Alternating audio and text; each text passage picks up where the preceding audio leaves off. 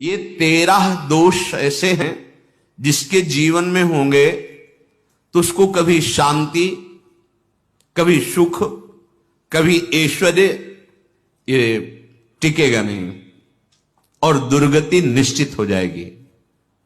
बहुत ध्यान से सुने। एक श्लोक में 6 दोष और दूसरे श्लोक में 7 दोष। उपासक को कभी इन दोषों को अपने अंदर टिकने नहीं देना चाहिए। और जो संसार के मार्ग में चल रहे अगर इन दोषों में चलेंगे तो हुआ जो आपके पुण्य कर्मों से ऐश्वर्य है भी वो नष्ट हो जाएगा। आप दुख, चिंता, शोक से ग्रसित होकर बड़ा दुख में जीवन व्यतीत करेंगे और आपकी गति बिगड़ जाएगी, दुर्गति हो जाएगी।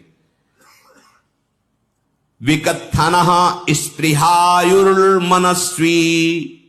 बिभ्रत कोपम चपलो अरक्षणश्च एतान् पापाः षण्णराः पाप धर्मान् प्रकुर्वते नोऽत्र सन्तः सुदुर्गे संभोग संविद विषमोति मानी दत्तानुतापी कृपणो बलीयान वर्ग प्रशंसी वनितास्तु देष्टा एते परे सप्तनशं सवर्गाः। जो अपने मुख से अपनी बड़ाई प्रशंसा करता है, ये 13 लिख लो दिमाग में, डायरी में, क्योंकि ये नोट हो रहा है, आवाज डाली जाएगी, आप बार बार सुन, इनसे बचिए। अपनी बड़ाई, अपनी प्रशंसा कभी अपने मुख से नहीं करना, नहीं तो आपके पुण्य नष्ट हो जाएंगे, बुद्धि भ्रष्ट माने गिर जाएगी। अगर परमार्थ में चल रहे तो भी, और व्यवहार में तो पुण्य नष्ट हो ही जाएंगे। बुद्धि गिरी हुई तभी ऐसी बात होती है।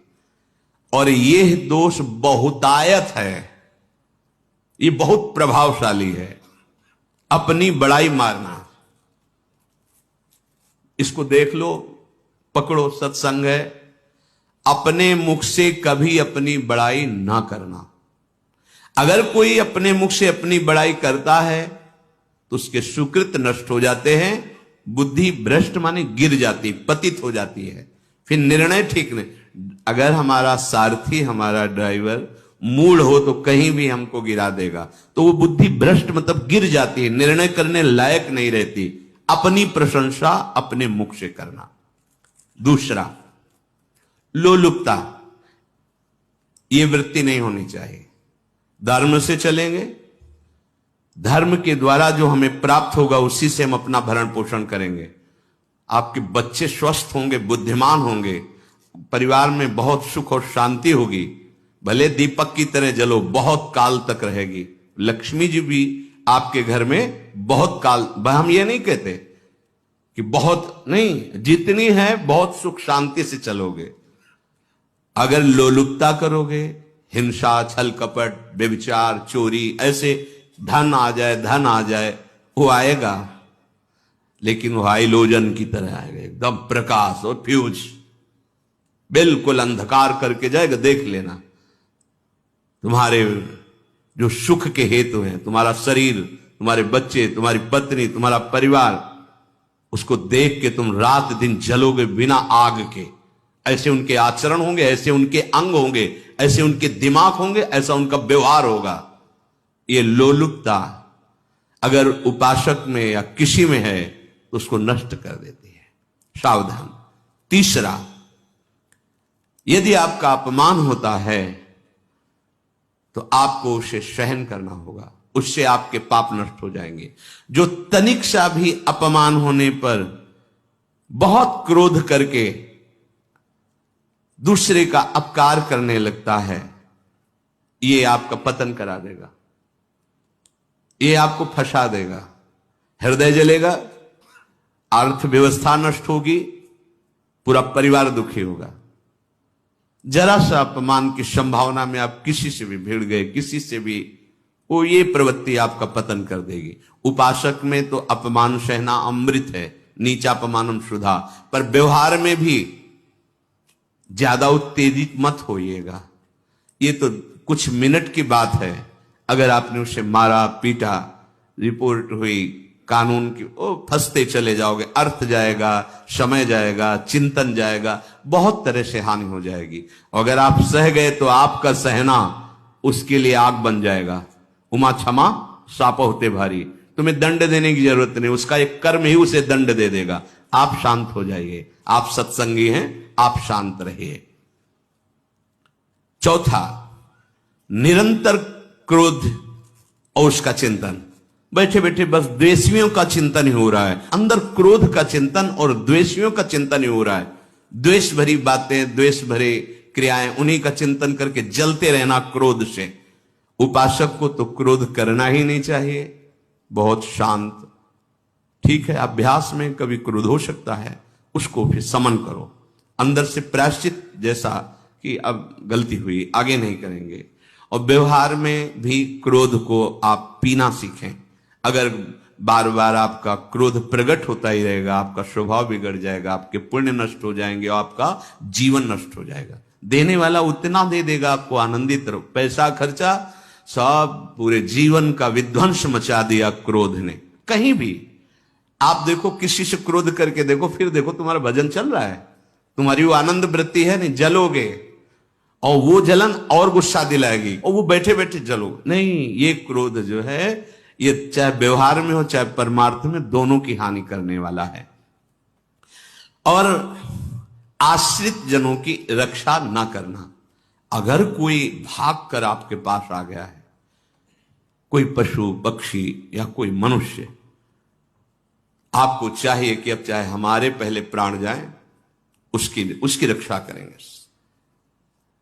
सीवी जैसे तो कोई बिरले ही होते हैं, पर इतना जरूर ध्यान रहे, जैसे कोई पशु पक्षी किसी भय से आपके सीमा के अंतर्गत आ गया है, अब उसकी रक्षा करनी है आपको। अगर आप स्वयं मार देते हैं या मरवा देते हैं, या आपके सुकृत नष्ट कर देगा, या आपकी दुर्गति का कारण बन जाएगा। और जो पाप कर्म उत्साहित होकर करते हैं, उपासक को तो बहुत सावधान रहना चाहिए, पर व्यवहार में भी जो नहीं करना चाहिए, अगर वो पाप कर्म आपके द्वारा मन में प्रेरित हो रहे हैं, संकल्प बन रहा है, क्रियाएं हो रही, दुर्गति पक्की, पुण्य नष्ट हो जाएंगे, दुख अशांति बढ़ती चली जाएगी, कभी शांति नहीं प्राप्त कर पाएंगे। ऐसा नहीं कि जो मन में आवे सो करे। पापाचरण निडर और उत्साहित होकर करना, अगर ऐसे लक्षण है, निश्चित दुर्गति होती है। ये 6, अपनी बहुत बड़ाई करने वाला अपने मुख से, लोलुपता, तनिक से अपमान में सहन ना करने वाला, निरंतर क्रोधी और आश्रित जनों की रक्षा न करने वाला, और निडर हर्षित होकर पाप कर्म करने वाला। दूसरे श्लोक में 7 है, 6 7। 1, संभोग का ही चिंतन करना, संभोग में ही मन लगाना, संभोग दूसरी स्त्रियों के साथ करने की भावना रखना। संभोग, पहला है संभोग। रात दिन बैठे बैठे बस यही चिंतन करना, गंदी बातों का, गंदी बातें देखना, गंदी बातें सुनना, गंदी बातों का चिंतन करना। फिर अन्य माताओं बहनों के प्रति काम दृष्टि से देखना, कोई आ जा रही है तो दृष्टि से, काम भाव से देखना, भोग बुद्धि से देखना, निश्चित पुण्यनाश दुर्गति। बड़े बड़े उदाहरण इतिहास में हैं जिन्होंने ऐसा दृश्य नेत्रों से देखने की चेष्टा की, मन में संकल्प किया भोगने का, नष्ट हो गए, चाहे वो कितने बड़े प्रतापी हो। ये दुर्योधन कोई साधारण थोड़ी है, भगवान व्यास देव जी के द्वारा ही तो, भगवान व्यास देव जी ही इसकी उत्पत्ति का कारण है।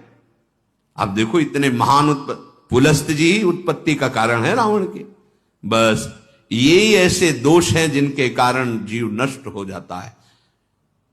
ठीक है, धर्मयुक्त काम भगवान ने आदेश किया है, आपका पाणिक ग्रहण संस्कार हो गया है, संतानोत्पत्ति की भावना से कुछ पवित्र तिथियों का त्याग करते हुए चर्चा में हुई है। एक नियम है, एक आदेश है शास्त्र का। आप बहुत काम प्रवृत्ति वाले हैं तो प्रत्येक मास में जब माता बहनें पवित्र हो जाती मासिक धर्म से, तो जिनका पाणिक ग्रहण आपने किया, जो पत्नी स्वरूप है, वो ठीक है। वहां भी बार बार के लिए व्यभिचार प्रवृत्ति के लिए शास्त्र आदेश नहीं करता, संयम पूर्वक, और उसका चिंतन नहीं करना।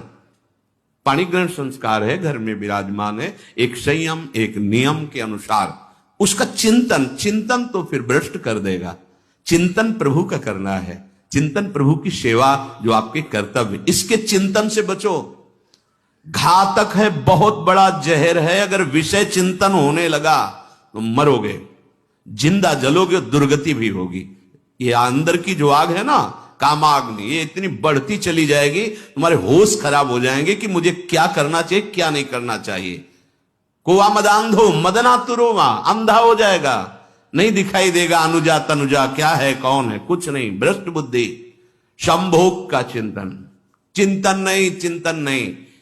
धर्मयुक्त काम आदेश है शास्त्र में। यदि आप प्रवृत्ति मार्ग में हैं तो अपनी पत्नी को जो पाणी ग्रहण स्वीकार किया है, वहां भी पवित्र तिथियों का त्याग करते हुए, एकादशी है, रामनवमी है, नव दुर्गा है, जन्माष्टमी है, राधाष्टमी, जो पवित्र तिथियों का त्याग करते हुए और ऐसे जो मर्यादाएं हैं उसके अनुसार, और कहीं पराई स्त्री के साथ संभोग की बात निश्चित दुर्गति पक्की है। ऐसे ही माताओं के लिए है, स्त्री शरीर के लिए है। यदि वो ऐसी गलत चेष्टा तो पतिवंचक परपति रति करही, रौ नरक कल्पसत परही। ये भोग चिंतन से बचने की चेष्टा कीजिए तो क्रिया से अपने आप बच जाएंगे। क्रिया के पहले चिंतन होता है, चिंतन से ही क्रिया का आवेश आता है। चिंतन संभालिए, इसी से भगवत प्राप्ति होती है, चिंतन से, और इसी से दुर्गति भी होती है। अनन्यस चिंतयन्तु माम, भगवान चिंतन करें, मेरा करो, कर्तव्य कर्म मेरे को समर्पित करो। अब जब चिंतन संभोग का होगा तो बुद्धि भ्रष्ट हो जाएगी। ये जो राक्षसी प्रवृत्तियां सुनने को मिलती है ना कि ऐसा हुआ, वो देखा सुना और चिंतन किए, अब इतनी राक्षसी वृत्ति आ गई कि बस अब उनमें और राक्षसों में कोई अंतर नहीं रह गया। दूसरा, विषमता रखने वाला, सबके साथ बर्ताव ऐसा कि मैं बहुत श्रेष्ठ हूं और दूसरे सब नहीं, ऐसा व्यवहार नहीं। सब भगवत स्वरूप है, समान व्यवहार। जैसे आपके भोजन है तो जो आप पा रहे हो वही सबको दीजिए, बैठने की व्यवस्था, उठने की व्यवस्था, क्रम बाय क्रम, पर उसको भी नीच भाव से मत देखिए। उस कोटि का उसको प्यार दीजिए, दुलार दीजिए, सम्मान दीजिए। इतनी विषमता ना फैलाते रहे अपने जीवन में कि आप सबके निंदा के पात्र बन जाए। विषमता नहीं, सबको प्यार। हाँ ठीक है, पुत्र का अलग प्यार है, भाई का अलग प्यार है, पिता का अलग प्यार है, पर हमारा व्यवहार प्रीति युक्त होना चाहिए, विषमता भरा नहीं होना चाहिए। अगर हमारे चित्त में विषमता ही रही तो संसार है, प्रभु नहीं है। जीत विषम संसार कीर्ति जग बिस्तरे। जो विषमता पर विजय प्राप्त कर लेता है वही भगवत प्राप्ति का अधिकारी। ये विषमता बहुत बड़ी हानि है। तीसरी बात, अत्यंत मानी होना। जहां आपके प्राण कमजोर होंगे, पुण्य नष्ट होगा, आयुश्री सब नष्ट होना है, ऐसे आचरण करवाएगा गुरुजनों के साथ, महापुरुषों के साथ। ये बहुत नीच प्रवृत्ति है। अत्यंत मान प्रियता, मुझे सम्मान मिले, उत्तम प्रवृत्ति है। सबको मान देना, स्वयं अमानी रहना। चौथा, दान देने की बात कह के मुकर जाना या दान देकर पश्चाताप करना। दे दिया है, बहुत जल रहे हो, दूसरे से वार्ता कर रहे हो कि पता नहीं क्या यार बुद्धि में हो गया, हमने उसको इतना कहा था, उतना दे दिया, क्यों दे दिया, ऐसा, मतलब अंदर चिंतन करना, क्यों दे दिया तो दिया। इसके बाद जो आपका जलन हो रही, पश्चाताप, सुकृत नष्ट हो रहे हैं। दान देकर पश्चाताप करना या दान देने की बात कह के मुकर जाना। जैसे आपने कह दिया आपको इतना इतना ऐसा, अब आप मुकर गए, ब्याज सहित तुम्हें देना होगा, ये तुम्हारी दुर्गति का कारण बन जाएगा। ऐसे ही नहीं बोलना चाहिए, बहुत होश से। वाणी एक अमोल है, जो कोई बोले जान, ये तराजू तौल के तब मुख बाहर आन। पांचवा, अत्यंत कृपण होना। ना परिवार को सुखी कर पा रहा, ना अपने को सुखी कर पा रहा है। एक एक सिक्का बैंक में जो मर गया। धन की वास्तविक गति यही है कि अपने परिवार को खूब उसकी अनुकूलता प्रदान करो, उसमें से कुछ हिस्सा किसी ऐसे को जिससे तुम्हें बदले में कुछ लेने की भावना ना हो। कोई साधु महात्मा, गाय, पशु, पक्षी, किसी भी जीव बीमार है शरीरधारी, उसके जिससे कुछ कभी लेने की भावना